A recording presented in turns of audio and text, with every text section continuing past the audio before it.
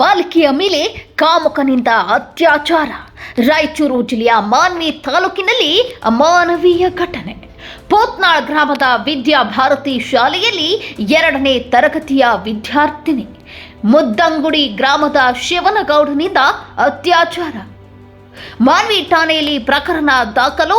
SP Puttamadaiah, DYSP Talawar ಭೇಟಿ. ಹೌದು ವೀಕ್ಷಕರೇ, ಕಾಮುಕರ ಮನಸ್ಥಿತಿ ಯಾವ ರೀತಿ ಇರ್ತದೆ, ಹುಷಾರಾಗಿರಿ ಎಂದು ಸರ್ಕಾರ ಆಗಾಗ್ಗೆ ತಿಳಿ ಹೇಳ್ತಿರ್ತದೆ.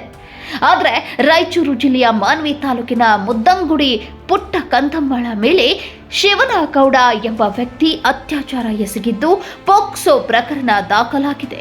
ಮಾನ್ವಿ ತಾಲೂಕಿನ ಮುದ್ದಂಗುಡಿ ಗ್ರಾಮದ ಪುಟ್ಟ ಕಂದಮ್ಮ ಪೋತ್ನಾಳ್ ಗ್ರಾಮದ ರಾಜು ತಾಳಿಕೋಟೆ ಅವರ ವಿದ್ಯಾಭಾರತಿ ಶಾಲೆಯಲ್ಲಿ 2ನೇ ತರಗತಿಯಲ್ಲಿ ಓದುತ್ತಿದ್ದಳು.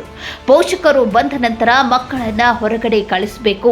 ಆದರೆ ಪೋತ್ನಾಳ್ ಗ್ರಾಮದಲ್ಲಿರುವ ವಿದ್ಯಾಭಾರತಿ ಶಾಲೆಯ ಸಿಬ್ಬಂದಿ ಅತ್ಯಾಚಾರಕ್ಕೊಳಗಾದ ಪುಟ್ಟ ಕಂದಮ್ಮಳಿಗೆ ಸಂಬಂಧಿಕರಿಲ್ಲದಿದ್ದರೂ ಶಿವನಗೌಡರೊಂದಿಗೆ ಬೈಕ್ನಲ್ಲಿ ಕಳುಹಿಸಿದ್ದರಿಂದ ಈ ಅವಘಡ ಸಂಭವಿಸಿದೆ ಎಂದು ಪೋಷಕರ ಆರೋಪವಾಗಿದೆ.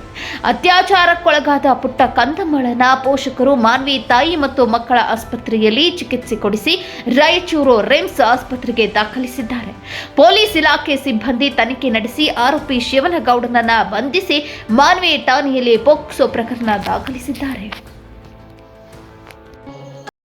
ಇದು ಈ ಕ್ಷಣದ ಸುದ್ದಿ. ಹೆಚ್ಚಿನ ಸುದ್ದಿಗಳಿಗಾಗಿ ಸುವರ್ಣ ಜನನಿ ನ್ಯೂಸ್ ಚಾನೆಲ್ ಅನ್ನು ಲೈಕ್ ಮಾಡಿ, ಶೇರ್ ಮಾಡಿ, ಸಬ್ಸ್ಕ್ರೈಬ್ ಮಾಡಿ ಹಾಗೂ ಕಮೆಂಟ್ ಮಾಡುವುದನ್ನು ಮರಿಬೇಡಿ.